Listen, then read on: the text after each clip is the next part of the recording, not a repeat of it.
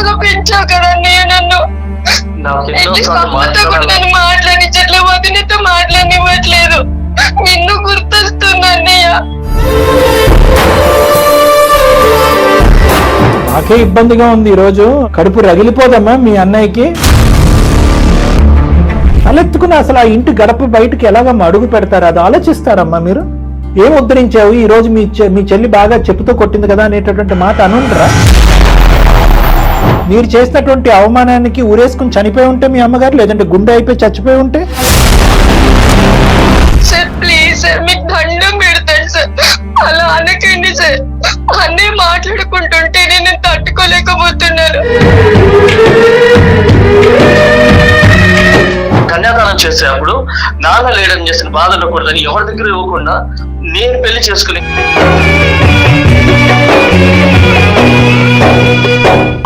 బాగా చూసుకున్నారు అని అంటున్నారు. మరి నేను ఈ 20 ఏళ్ళు నేను కష్టపడి ఇంత పెంచాను, ఇంత మంచిగా చూసుకున్నాను, మరి నా కష్టం అంతా ఏమవ్వాలి సార్? లేచిపోయిన దానికంటే చచ్చిపోయిందని చెప్పండి సార్. ప్లీజ్ అన్నయ్య అలా మాట్లాడకండి. నువ్వు అన్నా అనే మాట అసలు పిలవద్దు. లేసి రాత్రిపూట వాచ్మెన్ లా పనిచేసి పాల ప్యాకెట్లు వేసి మరీ పనిచేయాల్సి వస్తుంది.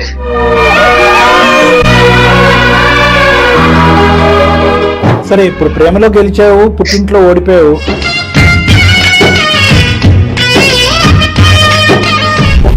ఒక్క మాట సార్, ఈ రోజు మీ సిస్టర్ ప్రెగ్నెంట్ అని మీకు తెలుసా? తెలీదండి. రైట్. తను 8th month ప్రెగ్నెన్సీతో ఉందండి. ప్లీజ్ ఒక్కసారి నాతో మాట్లాడన్నయ్య. ఇన్ని సంవత్సరాలైనా కూడా నన్ను క్షమించాలని నీకు అనిపించట్లేదు అన్నయ్య? ఒక్కసారి ఆ చెల్లి అనే పదం అనండి.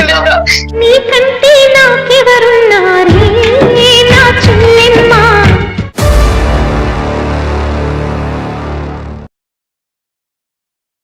వెల్కమ్ టు అందమైన జీవితం. నమస్తే కళ్యాణ్ గారు.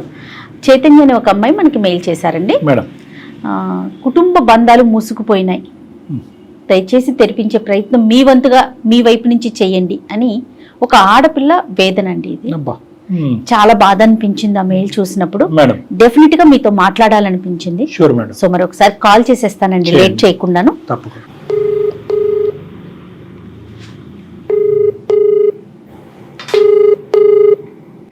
హలో. హలో, నమస్తే అండి. చైతన్య గారా? అవును, మీరు? నేను సుమన్ టీవీ నుంచి అండి, జయాని మాట్లాడుతున్నాను, అందమైన జీవితం ప్రోగ్రామ్ నుండి. నమస్తే. నమస్తే అండి. మెయిల్ చేశారు కదా మీరు? అవును మ్యామ్, చేశాను. రైట్. నాతో పాటు డాక్టర్ కళ్యాణ్ చక్రవర్తి గారు ఉన్నారు. ఇప్పుడు మీరు మాట్లాడటానికి వీలుగా ఉన్నారండి? ఓకే మేడం, మాట్లాడతాను. రైట్, ఒకసారి సార్తో మాట్లాడండి. అమ్మ చైతన్య, నమస్తే అమ్మా. నమస్తే సార్, బాగున్నారా సార్? బాగున్నానమ్మా. నమస్తే అమ్మా, బాగున్నాను. మీ వయసు అమ్మా? 23 years సార్. 23 years. చెప్పండి, సమస్య ఏంటో చెప్పండి చైతన్య. నేను యాక్చువల్ గా లవ్ మ్యారేజ్ చేసుకున్నాను. ఓకే. మాది ప్రాపర్ ఖమ్మం మ్యామ్. నాకు చిన్నప్పుడే మా ఫాదర్ చనిపోయారు. అమ్మ, అన్నయ్య, నేను ముగ్గురము. డాడీ చనిపోయాక చాలా కష్టపడి పాచి పని చేసుకుంటూ, అంటే పక్కన ఇంట్లో పని చేసుకుంటూ మరి చాలా కష్టపడి పెంచింది మ్యామ్ మమ్మల్ని. అన్నయ్యకి నాకు 6 years గ్యాప్. అన్నయ్య నన్ను ఇంకా డాడీ లేరు కదా అని ఇంకా ఒక రెస్పాన్సిబిలిటీగా నన్ను చాలా ప్రేమగా చూసుకునేవారు చిన్నప్పటి నుండి కూడా.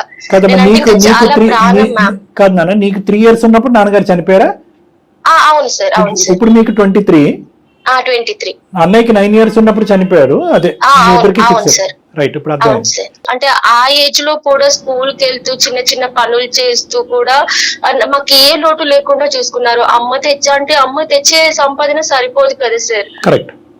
దాంతో ఇంకా మేము ఇల్లు గడవడం చాలా కష్టం అయిపోయేది. అన్నయ్య స్కూల్ కి వెళ్తూ కూడా సండేస్ అలా అంటే ఏదైనా చిన్న చిన్న పనులకు వెళ్తూ వచ్చిన మనీతో ఇంట్లో మమ్మీకి ఇవ్వడం, నాకు అసలు ఏ లోటు లేకుండా నన్ను ఎంత ప్రాణంగా అంటే తన ప్రాణంగా చూసుకున్నాడు సార్.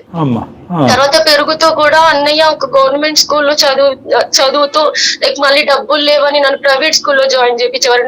నా కోసం కష్టపడి నాకు స్కూల్ ఫీజు కడుతూ అన్నయ్య గవర్నమెంట్ స్కూల్లో చదివాడు. ఎంతవరకు చదివించారండి మిమ్మల్ని? నేను బీటెక్ చేశాను మ్యామ్. అన్నయ్య డిగ్రీతో స్టాప్ చేశారు. ఓకే. ఏం చేస్తున్నారు ప్రెజెంట్? అన్నయ్య ఏం చేస్తున్నారు? క్లర్క్ గా చేస్తున్నారు. ఓకే, మీరు? నేను ఇప్పుడు లవ్ మ్యారేజ్ చేసుకున్నాను మ్యామ్. ఇప్పుడు నేను 8th month pregnant. Right right. So అంత కష్టపడి చదివించాడు కదమ్మా అన్నయ్య నిన్ను, మరి జాబ్ చేయాలనే ఆలోచన ఎప్పుడు రాలేదా మీకు? అంటే నాది బీటెక్ అయిపోయే లోపే ఇంట్లో సంబంధాలు చూడడం స్టార్ట్ చేశారు సార్. Right, okay. బీటెక్ నేను హైదరాబాద్ లో చేశాను. అన్నయ్య అంత కష్టపడి కూడా నన్ను ఇక్కడ హాస్టల్లో పెట్టి అంటే చదివించి నాకు చదువుకయ్యే ఖర్చు కూడా అంతా చూసుకున్నారు. నాకు బీటెక్ లో అబ్బాయి పరిచయం సార్.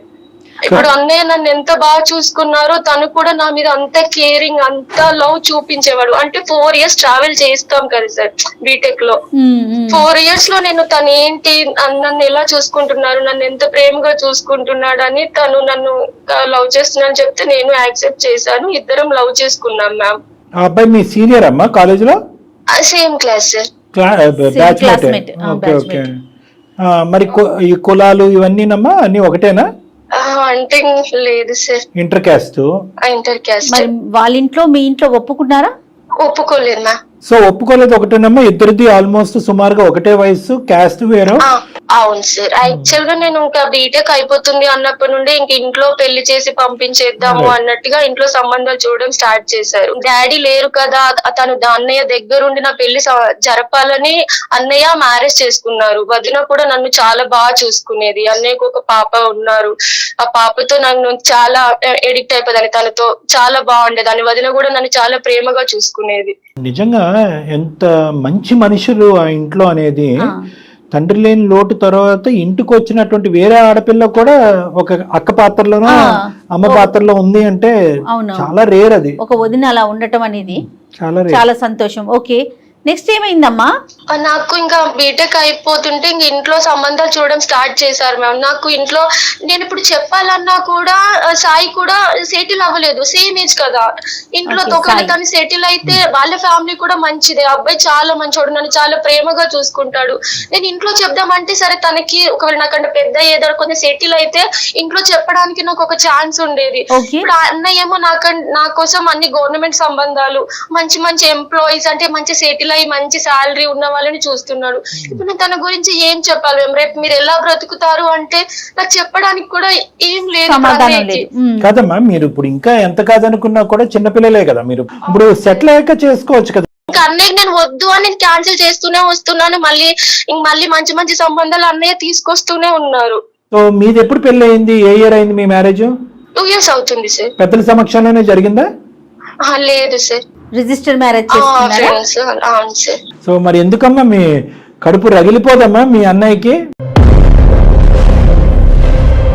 మాకే ఇబ్బందిగా ఉంది ఈరోజు. అంటే అంత చక్కగా చేసుకుని ఒక పుత్తడి బొమ్మలాగా అలా గాజు బొమ్మలాగా అలా కబ్బోర్డ్లో పెట్టుకుని దాచుకుని నిదానంగా ఆ లాస్ట్ ఫేస్ వచ్చేసేటప్పటికి అదేదో అంటారు చూడండి, మొత్తం అంతా విస్తర్లో వడ్డించిన తర్వాత ఉమ్మేయటం అంటారు కదా, ఆ పరిస్థితి తీసుకొచ్చినట్టుగా మీకు ఎప్పుడు అనిపించలేదా? సార్ నాకు అన్నయ్యకి చెప్పడానికి కూడా నాకు స్కోప్ లేదు సార్. నాకు మళ్ళీ తర్వాత ఒక మంచి సంబంధం వచ్చింది, వాళ్ళకు నేను నచ్చాను, ఇంకా అంతా ఓకే అనుకున్నారు. అప్పుడే ఇంకా మొత్తం మాట్లాడేసుకొని పెళ్లి దాకా కూడా వెళ్ళిపోయారు సార్. నాకు ఇంకేం చేయాలో తెలియక నేను లాస్ట్ లో ఇంకా ఏదైతే అది అయిందని నేను చెప్పేశాను ఇంట్లో. చెప్తే ఇంకా అన్నయ్య చాలా సీరియస్ అయ్యి, మాకంటే ఎవరు అంటే నీకు ఎక్కువ తెలుసా, అతన్ని ఖచ్చితంగా చూసుకుంటాడా, అతను ఇంకా సెటిల్ అవ్వలేదు కదా అని నన్ను కొట్టి, వదిన్ని కూడా కొట్టి నన్ను ఇంట్లో బంధించారు. నేను ఇంట్లో చెప్పగానే ఇంకా అన్నయ్య అస్సలు యాక్సెప్ట్ చేయలేదు. అంటే అన్నయ్య కొట్టడం అలాగా హింసావాదం చూపెట్టడం అనేది తప్పేనమ్మా, కాదనట్లేదు. కానీ అన్నయ్య పడినటువంటి కష్టానికి నువ్వు ఎప్పుడు రుణం తీర్చుకుందాం అనుకుంటున్నావు? అన్నయ్య పడినటువంటి కష్టానికి నీ రిటర్న్ గిఫ్ట్ ఏంటి? సార్ అసలు నాతో మాట్లాడట్లేదు సార్. ఇచ్చేసావు ఆల్రెడీ. ఇవ్వకూడనటువంటి ఒక రిటర్న్ గిఫ్ట్ ఇచ్చావు. నీ ప్రేమను మేము తప్పు పట్టట్లేదు, ప్రేమించి పెళ్లి చేసుకోవటానికి మేము తప్పు పట్టట్లేదు. సెటిల్ అయినటువంటి గవర్నమెంట్ సంబంధాలు, బాగా సెటిల్ అయినటువంటి వ్యక్తులతో అద్భుతమైనటువంటి సంబంధంతో ఎక్కడ మా అన్నయ్య పెళ్లి చేసేస్తాడనే భయంతో నువ్వు పరిగెట్టుకుని వెళ్ళిపోయి అమ్మ లేదు, ఎవరూ లేదు, కుటుంబం లేదు అనేటటువంటి ఉద్దేశంతో నువ్వైనా అబ్బాయినా పెళ్లి చేసుకోవటం అనేటటువంటిది ఎంతవరకు కరెక్ట్ అమ్మా? సార్ ఇంకా నాకు ఆ మూమెంట్ లో ఏం చేయాలో తెలియదు. ప్రేమ తప్ప ఇంకేం కనిపించదు ఆ టైంలో. అది ఒక గుడ్డి ప్రేమ, అది ఇంకంతే. అది మీ చేత అన్ని చేయించేస్తుంది, మీరంతా రోబోటిక్ గా ప్రవర్తించేస్తారు, కుటుంబాన్ని నట్టేట్టు ముంచుతారు. ఆ టైంలో మీరంత గుడ్డిగా కేవలం ప్రేమను గెలిపించాలి, ప్రేమకి పెద్దవాళ్ళు అడ్డుగా ఉన్నారు కాబట్టి వాళ్ళని తొలగించాలి అనేటటువంటి ఉద్దేశంతో ఆ మత్తులో మీరు ఏం చేస్తారో తెలియదు కానమ్మా, ఆ టైంలో వెనకాతలు ఉండేటటువంటి తల్లిదండ్రులు కానీ, లేదంటే నీ విషయంలో మీ అమ్మగారు కానీ, మీ అన్నయ్య కానీ, మీ వదిన కానీ తలెత్తుకుని అసలు ఆ ఇంటి గడప బయటకు ఎలాగమ్మా అడుగు పెడతారు? అది ఆలోచిస్తారమ్మా మీరు? తలెత్తుకుని ఏరా బాబు ఇంత కాదు అంత అన్నావు, నువ్వేమో ఒక పూట భోజనం చేసి పస్తుల నుండి మీ చెల్లెలకి అంత ఇచ్చావు, ఏం ఉద్ధరించావు, ఈ రోజు మీ చెల్లి బాగా చెప్పుతో కొట్టింది కదా అనేటటువంటి మాట అనుంటారా? అదే సార్, నేను తనని ఎక్కడ మిస్ అవుతానోనని నేను ఆ ఉద్దేశంతో అలా చేశాను సార్. ఈవెన్ నేను హాస్టల్కి వచ్చేటప్పుడు కూడా నేను చిన్నప్పటి నుంచి ఇంట్లోనే డే స్కాలర్ గానే చేశాను. నేను హాస్టల్కి వచ్చేటప్పుడు కూడా అన్నయ్యను వదిలేసి వచ్చేటప్పుడు చాలా ఏడ్చాను సార్. ఇక్కడ నేను ఎలోన్ గా ఉండాలి, నేను ఉండగలుగుతానో లేదో అని నేను అసలు చాలా బాధపడుతూ వచ్చాను. తను నాకు ఇక్కడ సాయి పరిచయం అయ్యాక ఓకే నేను ఇంకా మూవ్ ఆన్ అవ్వగలను, ఇక్కడ నేను బాగా హ్యాపీగా చదువుకోగలను అమ్మ వాళ్ళతో మాట్లాడుతూ అని నాకు ఒక ధైర్యం ఇచ్చాడు సార్ సాయి. సో నేను అలాంటి అతన్ని ఎక్కడ మిస్ అవుతానో అని నేను ఇంకా ఆ సిచ్యువేషన్ లో నేను నిర్ణయం తీసుకోవాల్సి వచ్చింది సార్. మంచి వాళ్ళు అన్నయ్య వాళ్ళు ఎలాగో ఖచ్చితంగా నా గురించి ఆలోచించి మంచి అతన్ని తీసుకొస్తారు, కానీ ఇప్పుడు అతని గుణగణాలు అయితే అన్నయ్య కూడా చూడలేరు కదా సార్. తనకి కూడా తెలియదు, ఒకవేళ రేపు చూసుకోకపోతే నేను ఏకాకిని అయిపోతాను, అటువైపు అత్తిల్లు లేదు ఇటువైపు పుట్టిల్లు లేనటువంటి ఏకాకిని అయిపోతాను అనేటటువంటి పరిస్థితిని అప్పుడు ఇంట్లోంచి పారిపోయి వెళ్ళి ఒంటరిగా పెళ్లి చేసుకున్నప్పుడు అనుకోలేదమ్మా? ఇంకా ఆ పరిస్థితుల్లో నేను ఏం పరిస్థితులమ్మా? ఏమైనా క్యాన్సరా? నువ్వు ఏమైనా క్యాన్సర్ తో బాధపడుతున్నావా? సార్ ఇంకా తన గురించి అన్ని అట్లీస్ట్ ఒక్కసారి తన గురించి తెలిస్తే మేబీ కన్విన్స్ అయ్యేవాళ్ళేమో, కానీ చైతన్య మీరు ఆ పరిస్థితులు అంటున్నారు, కానీ వీటన్నింటికన్నా ముందు నాకేమనిపించిందంటే నిన్ను అన్నయ్య అంత కష్టపడి తండ్రి లేకపోయినా తండ్రి స్థానంలో నిలబడి కష్టపడి పెంచి పెద్ద చేశాడు. ఆ మాట మీరే చెప్తున్నారు. మీ కాళ్ళ మీద మీరు నిలబడి ఆ కుటుంబానికి అసలు మీరు ఏం చేశారు? అది ఎందుకు ఆలోచించలే? మీరు స్వార్థంగా ఆలోచించారని అనిపించట్లా మీకు? 200%. ఇంకొకటి స్వార్థం ఒకటి మేడం, ఒకప్పుడు ఈ రోజు అన్ని బాగున్నాయి కాబట్టి మీ అమ్మ బతుకుందమ్మా. భర్త చనిపోయినప్పుడు ఎంత బాధపడిందో నాకు తెలియదు, కానీ ఆ మహాసతీ సావిత్రి ఈ రోజు మీరు చేసినటువంటి అవమానానికి ఊరేసుకుని చనిపోయి ఉంటే మీ అమ్మగారు, లేదంటే గుండె అయిపోయి చచ్చిపోయి ఉంటే? సార్ ప్లీజ్ సార్ మీకు దండం పెడతాను సార్, అలా అనకండి సార్. అన్నీ మాట్లాడుకుంటుంటే నేను తట్టుకోలేకపోతున్నాను. అలాంటిది అమ్మ దూరమైన అసలు నేను అలాంటి మాటలు కూడా నేను తీసుకోలేదు. ఖచ్చితంగా అమ్మ యొక్క మానసిక పరిస్థితి అదేనమ్మా. ఈ రోజు మీ కుటుంబంలో ఉన్న మానసిక పరిస్థితి అదే. ఈ రోజు వేరే ఇంటి నుంచి వచ్చినటువంటి మీ వదిన కూడా ఈ రోజు అన్ని మాటలు పడుతుంది. ఎందుకు? ఈ రోజు ఆ ముగ్గురు కూడా ఇంట్లో ఉన్నటువంటి ముగ్గురు కూడా, పిల్లల సంగతి నాకు తెలియదు కానీ ముగ్గురు కూడా ఈ రోజు సమాజంలో పరువు కలిగినటువంటి ఒక కుటుంబం సమాజంలో తలెత్తుకోలేనటువంటి పరిస్థితి వచ్చిందమ్మా. వాళ్ళు బ్రతుకున్న జీవోత్సవాలుగా ఉన్నారు అనేటటువంటిది నా ఆలోచన, నా నమ్మకం. ఎందుకు ఈ మాట అంటున్నానంటే పదే నేను అంటాను, నేను ప్రేమకు వ్యతిరేకను కాదు, ప్రేమకు పెళ్లికి వ్యతిరేకను కాదు, కానీ ఒక ప్రేమను కాపాడటం గురించి 100 ప్రేమల్ని తొక్కేయటం అనేటటువంటిది అన్యాయం. ఇది మోసపూరితమైనటువంటి దారి. ఇది అంటే అవతల పార్ట్నర్ కరెక్ట్ అయిన పర్సన్ అయినప్పటికీ అంతే మేడం. ఇప్పుడు సాయి మంచోడ చెడ్డోడ మనం మాట్లాడొద్దు మేడం. నేను ఎప్పుడు కూడా కీడించి మేలించమంటాను. ఇక్కడ ప్రతి దాంట్లో అమ్మ నా ప్రేమ ఏమైపోద్దో, అమ్మ వీళ్ళు ప్రేమను ఆపేస్తారేమో అంటే ప్రతి చోట నా అనే పదం కనిపిస్తుంది, కానీ నా అనే పదం మీ అన్నయ్య ఒక్కసారన్నా అనుకుని ఉంటే కనుక ఈ రోజు పరిస్థితులు ఇంకో విధంగా ఉండేవన్నమా. ఈ రోజు జరిగిపోయినటువంటి అంశం గురించి మళ్ళీ ఎందుకు సార్ మళ్ళీ రెగ్గొడుతున్నారు, మళ్ళీ రెచ్చగొడుతున్నారు అనేటటువంటి మాటలు నీకు అనిపించవచ్చేమో, కానీ ఈ రోజు మీ అన్నయ్య వెనక్కి తిరిగి రాకుండా నిన్ను ఎందుకు మళ్ళీ మీ కుటుంబంలోకి తీసుకురాకుండా ఎందుకు అడ్డుపడుతున్నాడు అనేటటువంటి దానికి కేవలం మీ అన్నయ్య నిన్ను అసహించుకోవట్లేదు, తిట్టుకోవట్లేదు, కోప్పట్లేదమ్మా. జరిగినటువంటి పరిస్థితులు ఇప్పటికీ కూడా ఆ కుటుంబం ఎవరు జీర్ణించుకోలేకపోతుంది. ఖచ్చితంగా సరే నేను అర్థం చేసుకోగలను. ఎన్ని రోజులు అన్నయ్య వాళ్ళకి ఫ్యామిలీకి దూరంగా ఉంటే నాకు బాగా అర్థమవుతుంది సార్ నేను ఎంత తప్పు చేశాను. అప్పుడు అట్లీస్ట్ కన్విన్స్ చేసి నేను ఇంకొన్ని రోజులు ఆ పెళ్లి క్యాన్సిల్ చేసి కన్విన్స్ చేసి చేసుకోవాల్సింది. నేను అన్నయ్యని చాలా మిస్ అవుతున్నాను, అమ్మని వదిన్ని పాపని అందరిని మిస్ అవుతున్నాను సార్. నాకు ఆ లోటు చాలా తెలుస్తుంది సార్. నేను చేసిన తప్పుని నేను చేసుకొని కూడా నేను రెక్టిఫై చేసుకోలేదు సార్. ఇప్పుడు ఈ అమ్మాయి ప్రెగ్నెంట్ అన్న. ఇప్పుడు తను ప్రెగ్నెంట్ అండి, 8th month లో ఉంది. అవును సార్, 8 months 8th month ప్రెగ్నెన్సీలో ఉంది. అన్ని వాళ్ళతో మాట్లాడడానికి కూడా చాలా సార్లు ట్రై చేశాను సార్. అసలు నేను ఫోన్ చేసినా కూడా లిఫ్ట్ చేయదు సార్. అమ్మతో మాట్లాడదామన్నా, వదినతో మాట్లాడదామన్నా కూడా అసలు మాట్లాడనివ్వదు సార్. వదిన కూడా మాట్లాడలేదమ్మా నీతో? అసలు అన్నీ మాట్లాడనివ్వట్లేదు సార్. అమ్మ ఆరోగ్యం ఎలా ఉందమ్మా? అమ్మ కూడా మాట్లాడనివ్వట్లేదు. ప్రెసెంట్ మీరు ఏదైతే ఫీల్ అవుతున్నారో అది మీ భర్త సాయికి తెలుసా? తెలుసు. మేము ఒకసారి ఇద్దరం వెళ్ళాం కూడా, పెళ్ళయ్యాక కూడా ఒకసారి వెళ్తే కూడా అన్నయ్య తిట్టి పంపించేశారు మా. సరే, ఇప్పుడు ప్రేమలో గెలిచావు, పుట్టింట్లో ఓడిపోయావు, అర్థమవుతుందమ్మా. కానీ ఇప్పుడు నెక్స్ట్ ఏంటి? మా వరకు రావటానికి కారణం ఏంటి? ప్రెగ్నెంట్ అని తెలుసా అమ్మ వాళ్ళకి? తెలీదు. అసలు అట్లీస్ట్ ఇప్పుడు నాకు అత్తయ్య వాళ్ళు దగ్గర తెలియదు. ఇప్పుడు నాకు అమ్మతో మాట్లాడాలని, వాళ్ళతో అంటే ఈ మూమెంట్ లో ఇంకా వాళ్ళతో నాకు మాట్లాడాలి, వాళ్ళ దగ్గర ఉండాలని అనిపిస్తుంది మ్యామ్. ఎన్నిసార్లు కాల్ చేసినా కూడా అస్సలు రెస్పాన్స్ కావట్లేరు. అట్లీస్ట్ ఒక్కసారి మీరైనా మాట్లాడిస్తారేమో అని ఒకసారి మీకు మెయిల్ చేశాను సార్. ఇప్పుడు డ్యూ డేట్ ఎప్పుడమ్మా నీది? Next month sir. Next month due date. Okay, అంతా బేబీ అంతా కూడా హెల్తీగానే ఉన్నాగా? పోషకమైనటువంటి పదార్థాలు తీసుకోవటం, రెగ్యులర్ డాక్టర్ విజిట్స్ ఎంత ఇంపార్టెంటో, మానసికంగా సెక్యూర్ గా, సేఫ్ గా, భద్రతగా, హ్యాపీగా, సంతోషంగా ఉండటం అనేది కూడా అంత ఇంపార్టెంట్.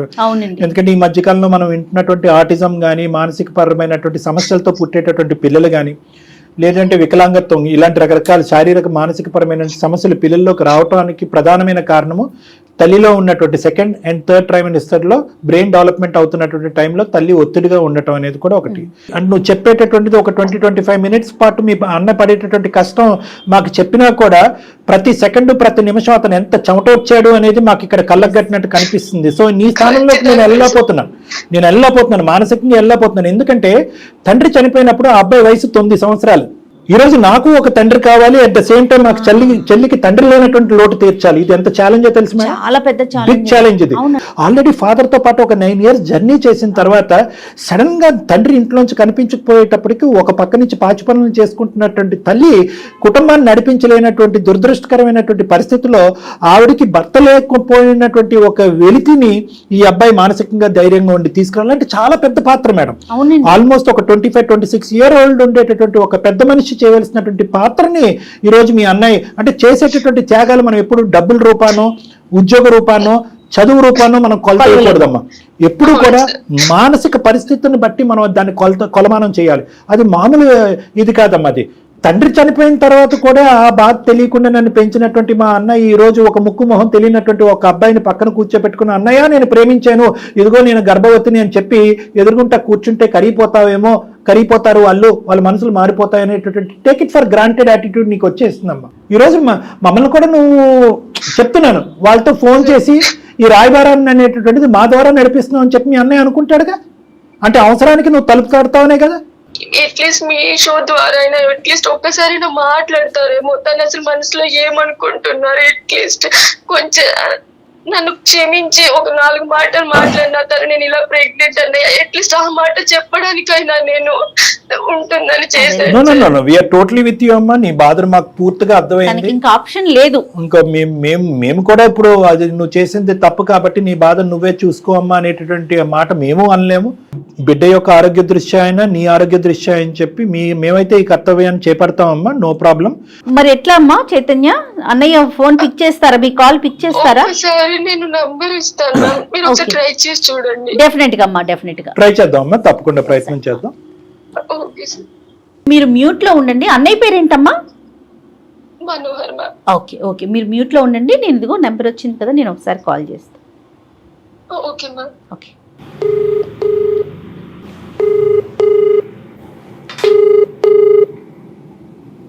హలో, నమస్తే అండి మనోహర్ గారు. నేను జయానండి, సుమన్ టీవీ అందమైన జీవితం ప్రోగ్రామ్ నుంచి కాల్ చేస్తున్నాను. నాతో పాటు డాక్టర్ కళ్యాణ్ చక్రవర్తి గారు ఉన్నారు. మీతో ఒక 5 నిమిషాలు. ఎస్ అదే చెప్పబోతున్నాను. మీరు ఒక్క 5 minutes టైం ఇవ్వగలిగితే ఒక్కసారి డాక్టర్ గారు మీతో మాట్లాడతారండి. ఓకే, ఒక్క నిమిషం. మనోహర్ గారు ఒక 2 నిమిషాలు మాట్లాడచ్చా మీతో? దేని గురించి అండి? మీరు ఎందుకు కాల్ చేస్తారు నాకు? Right, okay. అంటే అండి మా ప్రోగ్రామ్ యొక్క కాన్సెప్ట్ చాలా ఇయర్స్ బట్టి మరి మీరు చూసారో లేదో, ఫాలో అయ్యారో లేదో మాకు తెలియదు. కానీ ఇందాక జయ మేడం గారు అందమైన జీవితం నుంచి అనగానే మీరు ఆల్రెడీ తెలిసినట్టుగానే మీరు మాట్లాడారు.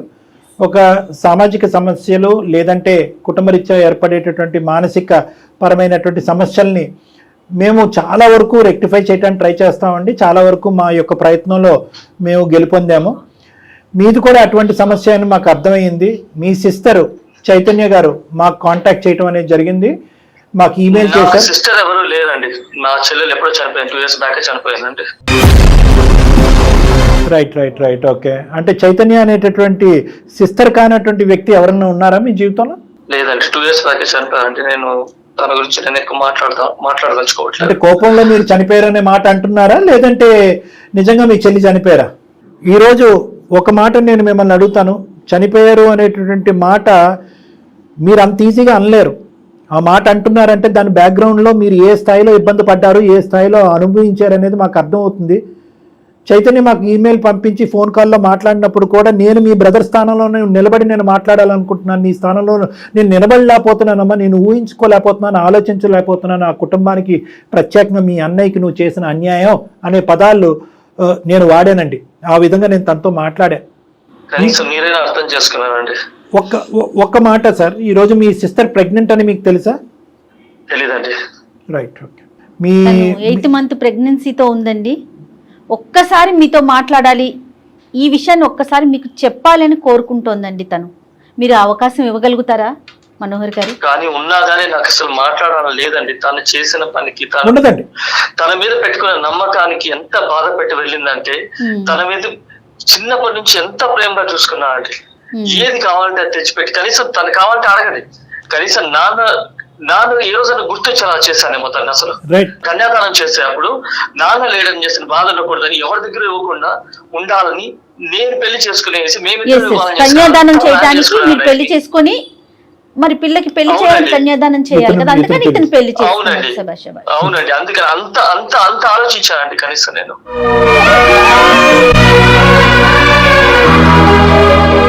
మ్యారేజ్ చేసుకుని ఇంట్లోంచి వెళ్ళిపోయినటువంటి పరిస్థితి ఏర్పడిన తర్వాత ఇంట్లో ఎలా ఉందండి వాతావరణం?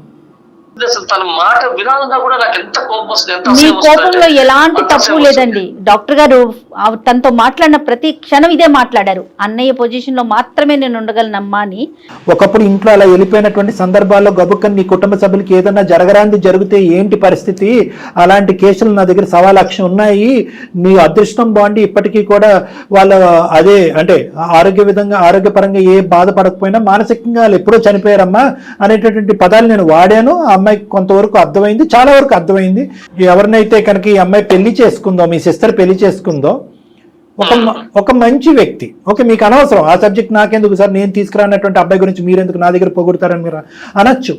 ఆ అమ్మాయి ప్రెగ్నెంట్ అయినా కూడా ఫోన్ కాల్ ఎత్తకుండా, ఒక మెసేజ్ కూడా రిసీవ్ చేసుకోకుండా, ప్రెగ్నెంట్ అయిందనే అంశమే తెలియనటువంటి విధంగా ఉన్నటువంటి ఇంట్లోంచి వచ్చేసినటువంటి ఒక అమ్మాయిని ఆ అబ్బాయి చాలా ఓపికగా, ఓర్పుగా, సహనంగా, ప్రేమతో చాలా గొప్పగానే చూసుకున్నాడు. అక్కడ చాలా వరకు మీ అమ్మాయి సెలెక్ట్ చేసుకున్న, మీ చెల్లెలు సెలెక్ట్ చేసుకున్న అబ్బాయికి మార్కులు పడతాయని చెప్పేటటువంటి ఉద్దేశం అండి నాది. సార్ వాడెవరు బాగా చూసుకున్నారు అని అంటున్నారు. మరి నేను ఈ 20 ఏళ్ళు నేను కష్టపడి ఇంత పెంచాను, ఇంత మంచిగా చూసుకున్నాను, మరి నా కష్టం అంతా ఏమవ్వాలి సార్? ఆ ప్రశ్నకి నా దగ్గర సమాధానం లేదు. లోటులు లేకుండా పెంచాను సార్, ఇదంతా ఏమవ్వాలి సార్? తను వచ్చేసి లేచిపోయిన దానికంటే చచ్చిపోయిందని చెప్పండి సార్, అది కరెక్ట్ సార్.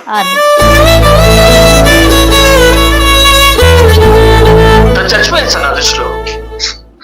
అన్నయ్య ప్లీజ్ అన్నయ్య అలా మాట్లాడదు. నువ్వు అన్నా అనే మాట అసలు పిలవద్దు. పిలిస్తే నేను ఇప్పుడే కట్ చేస్తాను.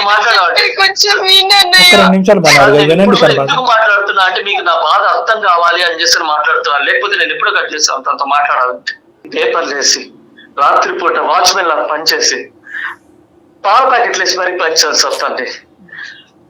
రేపు పొద్దున్నే నా కూతురు కూడా ఇలా చేస్తే సార్ నేను ఎలా తట్టుకోగలను సార్? ఒక్కసారి నా ప్లేస్ లో ఉండి ఆలోచించారు సార్. నా ప్రేమ గొప్ప, వచ్చినటువంటి ప్రేమ గొప్ప, నా ప్రేమ కంటే ఆ ప్రేమ ఎక్కువైపోయిందంటే కనుక మీరు తండ్రిని మించినటువంటి ప్రేమను మీరు చూపెట్టారు. మీకు కూడా పక్కన తండ్రి లేకపోయినా కూడా నాకు ఒక తండ్రి లేడు అనేటటువంటి భావాన్ని వదిలేసి ఒక భయంకరమైన మానసిక పరిస్థితిలో అక్కడ తల్లి కళ్ళు తుడుస్తూ చెల్లెలి యొక్క కళ్ళు తుడుస్తూ వాళ్ళకి కష్టం రాకుండా మీరు చిన్న వయసు నుంచే ఆ భారాన్ని మీ భుజస్కంధాల మీద మోసారు కదా, దానికి హ్యాట్స్ ఆఫ్. దానికి ఇంకో 10 గంటలు మాట్లాడుతున్నా మనం సరిపోదు. ఈ కష్టం అంతా ఏమైంది, నేను ఇంత కష్టపడిన తర్వాత ఎవడో తన్నుకొని వెళ్ళిపోతే గతలాగా నా ప్రేమ కనిపించలేదు సార్ తనకి. ద థింగ్ ఇస్, మళ్ళీ మీరు అడిగేటటువంటి ప్రశ్న నా దగ్గర సమాధానం లేదండి. కానీ ఇక్కడ పోటీ అనేది పెట్టుకుంటే నా ప్రేమ గొప్పదా, మధ్యలో వచ్చినటువంటి ప్రేమ గొప్పదా అనుకుంటే కనుక ఇంకొక 10 గంటల వరకు మనం ఇలాగే మాట్లాడుకోవచ్చు. కానీ ఈ రోజు జరిగేదేదో జరిగిపోయింది. ఈ రోజు ఆ దురదృష్టకరమైనటువంటి పరిస్థితిలో ఒక అదృష్టకరమైనటువంటి అంశాన్ని కూడా మీరు ఇక్కడ కళ్ళతో చూడాలనేది, ఆస్వాదించాలన్నది నా కోరిక. ఒక దురదృష్టకరమైన పరిస్థితి, ప్రేమను త్యాగం చేసింది, అవమానపరమైనటువంటి పరిస్థితులు తీసుకొచ్చింది, కుటుంబం తలెత్తుకోలేనటువంటి పరిస్థితిని తీసుకొచ్చింది. నేను ఇంత కష్టపడ్డాను కదా, ఒక ఫుట్బాల్ తన్నట్టుగా నా ప్రేమను తన్నేసి మా చెల్లి వెళ్ళిపోయిందన్న బాధని మేము ఎప్పటికీ కూడా మీ మనసులోంచి తీయలేం. కానీ ఈరోజు ఆ దురదృష్టకరమైన పరిస్థితిలో ఒక అదృష్టకరమైన పరిస్థితి ఏంటి అంటే కనుక, ఒక మంచి అబ్బాయి మీ ఇంటి అల్లుడుగా వచ్చాడు. ఒక మంచి అబ్బాయి, అతను ఎంత సంపాదిస్తున్నాడు, ఏం ఉద్యోగం చేస్తున్నాడు అనేది కాదు. నేను గవర్నమెంట్ ఉద్యోగస్తుని తీసుకొచ్చేవాడిని, ఇన్ని కోట్ల ఆస్తి ఉండేటటువంటి వాడిని తీసుకొచ్చాను, ఇవన్నీ కాదు. ఈ అమ్మాయి అటు కుటుంబం ఇటు కుటుంబం లేకపోయినా కూడా ఆ అమ్మాయి యోగక్షేమాలు చూసుకుంటూ ఈ రోజు గర్భవతిగా ఉన్నటువంటి ఆ అమ్మాయిని అక్కడ ఉద్యోగం చేసుకుంటూ ఆ అబ్బాయి జాగ్రత్తగా ఎటువంటి కష్టం రాకుండాని మీరు ఇచ్చినటువంటి ప్రేమ, మీరు పడినటువంటి కష్టానికి సరిసమానంగా ఆ అబ్బాయి చేస్తూ ముందుకు వస్తున్నాడు. ఆ అబ్బాయి, ఇది అదృష్టం కాదంటారా? ఇది అదృష్టం. ఇది కోరుకోలేదా మీ సిస్టర్ జీవితంలో? ఇది కాదా మీరు కోరుకున్నది? అది నేను కోరుకున్నట్టుగా జరగాలి, నాకు నచ్చినట్టుగా జరగాలి, నేను కోరుకున్న అన్ని మనం అనుకున్నట్టుగా అవ్వవు కదా మనోహర్ గారు. మీ జీవితంలో నా జీవితంలో అన్ని అనుకున్నట్టుగా ఏం జరిగినాయి అండి? ఈ రోజు మీ సిస్టర్ మళ్ళీ మీ దగ్గరకు వచ్చి ప్రాధాయపడుతుంది, 4 సంవత్సరాల పాటు ఏడుస్తుంది. ఆ ఏడుపుకు ఇప్పుడు గర్భవతిగా ఉండి ఇంకో 1 monthలో డెలివరీ కాబోతున్నటువంటి ఆ అమ్మాయికి ఆ బాధ నుంచి ఆ ఏడుపుకి అట్లీస్ట్ ఇప్పుడైనా మీరు మనం అందరం కలిపి ఒక ఫుల్ స్టాప్ పెడదాం. కేవలం ఇక్కడ అన్ని ఇష్యూస్ పక్కన కాసేపు బయట పెట్టండి. ఒకే ఒక అంశంతో మీరు దయచేసి మనసులో చేసుకుని ఆలోచించండి. కేవలం ఒకే ఒక అంశం, అదేంటంటే మానవత్వం. ఎందుకు అంటే కనుక ఈ రోజు ఆ అమ్మాయి కడుపులో ఉన్నటువంటి బిడ్డతో ఈ అమ్మాయి ఇలా ఏడుస్తుంది అంటే కనుక అది ఏ విధంగా ఈ అమ్మాయి యొక్క మానసిక పరిస్థితి మీద ప్రభావం పడుతుంది, డెలివరీ తర్వాత ఏ విధంగా ఈ అమ్మాయి యొక్క మానసిక పరిస్థితి పుట్టబోయేటటువంటి బిడ్డ మీద ప్రభావం పడుతుంది అనేటటువంటి ఆలోచనతో మీరు మాట్లాడవలసింది. అమ్మాయితో ఒక 2 నిమిషాలు మాట్లాడండి. ఆ అమ్మాయితో మీరు అడగవలసినటువంటి అన్ని క్వశ్చన్స్ అడగండి. మనోహర్ గారు బాధను అర్థం చేసుకోగలను సార్, నేను సిచ్యువేషన్ ని అర్థం చేసుకోగలుగుతున్నాను సార్, కానీ నా బాధ నేను ఎలా చెప్పాలనేది నాకు. మనోహర్ గారు ఒక చిన్న విషయం అండి, మీకు తెలియని విషయం కాదు. పిల్లల్ని కనగలం, వాళ్ళ తలరాత్రి మనం కనగలం. ఇష్టం వచ్చినట్టు చేస్తారా అంటే కాదు, అది చేయకూడదు, అది 100% తప్పు. అదే డాక్టర్ గారు ఇందా నుంచి చెప్తున్నారు. కానీ 4 సంవత్సరాల నుంచి మీరు తనకి ఇవ్వాల్సిన పనిష్మెంట్ ఇచ్చేసారండి. ప్రేమించినటువంటి వ్యక్తిని గెలుచుకున్నాను, ఆ అబ్బాయితో పాటు ప్రయాణం చేశాను, అన్ని విధాలుగా అబ్బాయి కాపాడుకుంటున్నాడు. అప్పుడు తండ్రి లేనటువంటి లోటు అన్నయ్య తీసుకుంటే కనుక ఇప్పుడు తండ్రి అన్నయ్య లేనటువంటి లోటు ఒక భర్త తీసుకుంటున్నాడు అనే ఆలోచనతో హ్యాపీగా ఉన్నా కూడా ఒకటి గెలుచుకుని చాలా పోగొట్టుకుంది ఈ రోజు ఆ అమ్మాయి. అది ఆ బాధను తీరలేనటువంటి లోటుని, ఆ బాధని ఈ రోజు ఆ అమ్మాయి జీర్ణించుకోలేకపోతుంది. ఈ రోజు అన్ని ఉన్నా కూడా ఏమీ లేనటువంటి పరిస్థితే కదా. డాక్టర్ గారు చెప్పింది ఒక్కసారి మీరు ఆలోచించండి. కేవలం ఇదంతా మానవత్వంతో ఆలోచించాల్సిన విషయమేనండి. అంతే, మనం మనుషులం కదండి. మీ సిస్టర్ మీద మీకున్న ప్రేమని ఈ రోజు నేను జయ గారు డిఫైన్ చేయక్కర్లేదు మనోహర్ గారు. మీరు ఆ అమ్మాయి 4 సంవత్సరాల పాటు అనుభవించిందని మనం అంటున్నాం, కానీ మీరు ఆ అమ్మాయి లేనటువంటి ప్రేమని బాధని అనుభవించారు, అవమానాన్ని అనుభవించారు, ఒక ఓటమిని అనుభవించారు. అన్ని విధాలుగా మీరు ఆ అమ్మాయి ఒక బాధను అనుభవిస్తే మీరు 10 బాధలు అనుభవించారు. ఈ రోజు మీ చెల్లి మీద మీ ప్రేమను రైట్ అర్థం అవుతుందండి, క్లియర్ కట్ గా అర్థం అవుతుంది. మనకి డిమాండ్ చేయలేకపోతున్నాం, బతుమాలుకోవటం మామాలుకోవటమే తప్ప ఇక్కడ డిమాండ్ చేయలేం. మీరు 100 ప్రశ్నలు వేసినా కూడా నేను 100 అడుగులు వెనక్కి వేయటమే తప్ప నేను ఇక్కడ ఏమీ చేయలేను. కానీ ఒక్క మాట అయితే ఈ రోజు గుర్తు తెచ్చుకోవాల్సినటువంటి అవసరం ఉంది. ఒక కుటుంబం అనేటటువంటిది, ఒక బంధాన్ని అనేటటువంటిది, అసలు సిసలైనటువంటి ప్రేమ ఉండేటటువంటి కుటుంబం బంధాన్ని బ్రహ్మదేవుడు దిగొచ్చినా కూడా దాన్ని విడగొట్టలేరు. ఆ బంధం మీ ఇద్దరి మధ్యన కనిపిస్తుంది, వినిపిస్తుంది, మా అందరికి ఆ ఫీల్ తెలుస్తుంది. కాబట్టి ఈరోజు మీరు అట్లీస్ట్ మాకు మాట్లాడటానికి ఒక అవకాశం ఇచ్చారంటేనే దాని అర్థం ఏంటంటే ఇప్పటికీ కూడా మీ చెల్లెల మీద ఉన్నటువంటి ప్రేమ 100% మీ మనసులో పదిలంగా ఉందన్నది మాకు అర్థం అవుతుంది. ఈరోజు మమ్మల్ని మధ్యవర్తులుగా ఉపయోగించుకుని ఆ అమ్మాయికి అవసరానికి మీ దగ్గరికి వచ్చిందని దయచేసి మీరు అనుకోవద్దు. నిజంగా 1కి 1000 సార్లు ఆ అమ్మాయి మిమ్మల్ని సంప్రదించడానికి, కలవటానికి, మాట్లాడటానికి ప్రయత్నం చేస్తుంది. ఎంతో క్షోభను అనుభవించింది. ఆ అబ్బాయికి చెప్పుకుంది. ఆ అబ్బాయి కూడా ఏమీ చేయలేనటువంటి పరిస్థితి. ఈరోజు సుమన్ టీవీ ద్వారా అందమైన జీవితం అనే కార్యక్రమం ద్వారా మేము చేసేటటువంటి ప్రయత్నం ఫలిస్తాది అనేటటువంటి ఆలోచనతో చాలా పెద్ద ఆస్తం మేము మీ ముందుకు వచ్చాం. దయచేసి ఆ అమ్మాయి వేదనని ఒక్కసారి అర్థం చేసుకోండి ప్లీజ్. జస్ట్ ఇది రిక్వెస్ట్ ఏనండి. డాక్టర్ గారు నేను కూడా అదే మాట్లాడుకున్నాము. ఓన్లీ రిక్వెస్ట్ అంతే. ఆలోచించండి.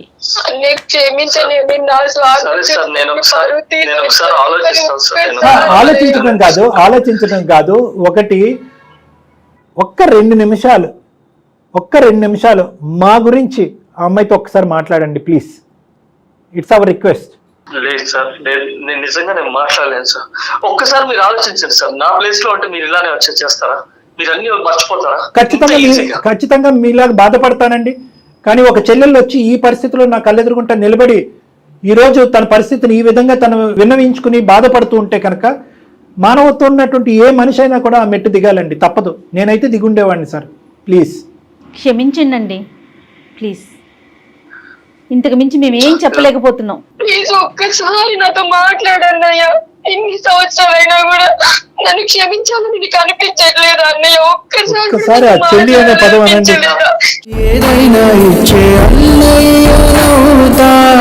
ప్రేమగా పెంచావు కదన్నయ్య నన్ను. నన్ను మాట్లాడించట్లేదు, వదినతో మాట్లాడినివ్వట్లేదు. నిన్ను గుర్తొస్తుంది అన్నయ్య. ఎప్పుడైనా నన్ను చూడకుండా ఉన్నావా అన్నయ్య? నేను చూడకుండా ఎలా ఉండగలుగుతున్నావా? నేను హాస్టల్లో ఉన్నా కూడా వచ్చి చూసేవాడివి. వీక్లీ వచ్చి ఖచ్చితంగా వచ్చేవాడివి. ఇప్పుడు నన్ను దూరంగా పెట్టి ఎలా ఉంటున్నావు అన్నయ్య? మాట్లాడాలని ఒక్కసారి కూడా అనిపించట్లేదు. అసలు నీకు గుర్తు రావట్లేదు అన్నయ్య. ప్రేమ కంటే కోపం ఎక్కువ పెరిగిపోయింది. చెప్పాలనుకున్నాను, మిమ్మల్ని కన్విన్స్ చేయాలనుకున్నాను. ఇంకా అలాంటి పరిస్థితుల్లో ఇంకా పెళ్లి ఫిక్స్ అయిపోయింది. నేను ఏం చేయాలి తెలియక మీరు చెప్తే వినే సిచ్యువేషన్ లో లేరు. ఇంకా ఆ పరిస్థితుల్లో నేను డెసిజన్ తీసుకొని వెళ్ళిపోవాల్సి వచ్చింది. తప్పే అన్నయ్య. కాకపోతే నన్ను క్షమించు. అతను కూడా చాలా మంచివాడు అన్నయ్య. కానీ నేను ఇంకెక్కువ మాట్లాడితే నేను ఇంకా ఏం చేస్తానేమో అనిపిస్తాను సార్. మీరే చెప్పండి sir. Thank you so much Manohar గారు. ఏ విధంగా అమ్మాయి క్షమాపణ చెప్పాలంటే ఆ విధంగా క్షమాపణ చెప్పడానికి ఆ అమ్మాయి రెడీగానే ఉంది. ఆ అమ్మాయికి ఈ ప్రేమను గెలుచుకోవటం ద్వారా అనుభవించినటువంటి శిక్ష ఏదైతే ఆ అమ్మాయి అనుభవించాలో అవన్నీ ఆ అమ్మాయి ఆల్రెడీ అనుభవించేస్తుంది. 9 మాసాలు మోసిన తర్వాత కూడా పక్కన ఒక తల్లి ఉండాలి అనేటటువంటి ఆలోచన, పుట్టింటి వాళ్ళు తోడుండాలి అనేటటువంటి కోరిక ప్రతి స్త్రీకి ఉంటుంది. ఈ టైంలో ఆ అమ్మాయి అనుభవించినటువంటి శిక్ష బహుశా ఏ స్త్రీకి అనుభవించినటువంటి పరిస్థితి. కాబట్టి అన్ని విధాలుగా తను బాధపడింది. కాబట్టి మీరు ఒక్క అడుగు ముందుకు వేసి ఆ అమ్మాయి దగ్గరికి వెళ్ళి ఈ ఫోన్లో మాట్లాడటం ఇవన్నీ కాదు, ఫేస్ టు ఫేస్ మీరు ఇద్దరు కూర్చోవాలి. కలిసి మొహం చూసుకోవటం కానీ, లేదంటే పక్కన కూర్చొని మాట్లాడుకోవటం కానీ, ఒక మెసేజ్కి రెస్పాన్స్ ఇవ్వటం కానీ.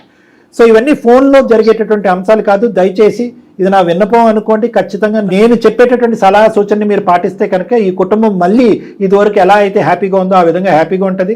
ఆ అమ్మాయిని వెళ్ళి కలవండి, కాసేపు మాట్లాడండి. ఆ అబ్బాయితో ఇప్పుడప్పుడే మాట్లాడవలసినటువంటి అవసరం లేదు. తర్వాత ఎప్పుడైతే మీ మనసు కొద్దిగా చల్లబడుతుందో అప్పుడే ఆ అబ్బాయిని కూడా మీరు ఆహ్వానిద్దరు కానీ ఇంటికి. ఫస్ట్ ఈ అమ్మాయిని అయితే వెళ్ళి కలవండి. ఈ అమ్మాయిని మీ ఇంటికి తీసుకువెళ్ళండి, మీ అమ్మగారితో కల్పించండి. ఆ అమ్మాయితో మళ్ళీ ఈ డిస్కషన్లు పదే తీసుకొచ్చేటటువంటి ప్రయత్నం దయచేసి తీసుకురావద్దు. ఎందుకంటే ఇంకొక 1 మంత్లో ఆ అమ్మాయి డ్యూ డేట్కి దగ్గరగా ఉంది. మెడికల్ కాంప్లికేషన్స్ రావచ్చు, మానసిక పరిస్థితి ఇంకా దిగజార్చు. కాబట్టి ఎందుకు అయింది, ఎలా అయింది, ఎంత అవమానించావు, అంత అవమానించావు అని ఏవైతే ఇప్పుడు మనం నలుగురు మాట్లాడుకున్నామో ఇది ఇక్కడితో ఫుల్ స్టాప్ పెట్టండి. ఈ డిస్కషన్ ఇంకొద్దు. కాబట్టి ఆ అమ్మాయిని కలిసే ముందే మీ మదర్ని మెంటల్గా ప్రిపేర్ చేయండి. ఇంకెవరన్నా బంధుమిత్రులు ఎవరన్నా ఉంటే కనుక వాళ్ళు కూడా మెంటల్గా ప్రిపేర్ చేయండి. ఇలాంటి ప్రశ్నలు మళ్ళీ పునరావృతం అవ్వకుండా, ఈ డిస్కషన్ మళ్ళీ రాకుండా మీరు తగు జాగ్రత్తలు తీసుకుని ఆ అమ్మాయిని మీ ఇంటికి తీసుకురావాల్సిందిగా నా విజ్ఞప్తి. ప్లీజ్. అమ్మ చైతన్య, ఇంక ఏడవకమ్మా. ఎందుకంటే నేను చెప్పాను, ఓకే, ఇక్కడతో నీ బాధకి ఫుల్ స్టాప్ పడింది. మీ బ్రదర్ ఖచ్చితంగా మీ దగ్గరకు వస్తాడు, మిమ్మల్ని మీ పుట్టింటికి తీసుకెళ్తాడు, అమ్మ చెంతను నిన్ను చేరుస్తాడు, అమ్మ సమక్షంలోనే అమ్మ పరిధిలోనే నీ డెలివరీ అనేది కూడా జరుగుతుంది. మళ్ళీ అదృష్టం అనేటటువంటి నీ తలుపు తట్టింది కాబట్టి త్వరలోనే సాయిని కూడా ఆ ఇంటికి తీసుకొద్ది, కానీ అన్నీ సానుకూలంగా సవ్యంగా స్మూత్గా అన్నీ ఒక కంక్లూజన్కి వస్తాయనేది బలమైన నమ్మకం అమ్మ. దానికి మా ప్రార్థనలు కూడా అందరికి మా prayers are always there with your family. ఏదైనా నిదానంగా జరుగుతాయి అమ్మా, Thank you, sir. Speed expect చేయకు. ఒక దాని తర్వాత ఒకటి, ఒక దాని తర్వాత ఒకటి అన్ని వెరీ వెరీ హ్యాపీ అమ్మా. నేను జయ మేడం ఇద్దరు కూడా వీఆర్ వెరీ హ్యాపీ. ఎందుకంటే ఈ చిక్కుముడి ఇప్పటం అనేది అంత ఈజీ కాదు, అంత సులభం కాదు. ఇది ఎందుకంటే పరువు ప్రతిష్టకి సంబంధించినటువంటి అంశం. ఇలాంటివి ఎన్నో చూస్తున్నాం మన సమాజంలో. ఈ రోజు మాకు థ్యాంక్స్ చెప్పేదానికంటే ఇంత అవమానం పడి ఇంత బాధపడినటువంటి మీ బ్రదరు ఇన్ని మెట్లు దిగి వచ్చి ఒక ఫోన్ కాల్లోనే నేను మళ్ళీ ఆస్వాదించి స్వీకరించి దీవించి మళ్ళీ వెనక్కి తీసుకెళ్తా అన్నాడంటే మాకు కాదమ్మా, అతనికి థ్యాంక్స్ చెప్పండి అమ్మా. Thank you brother. Thank you అన్నయ్య. రైట్ అమ్మా. Thank you sir. Thank you. Thank you.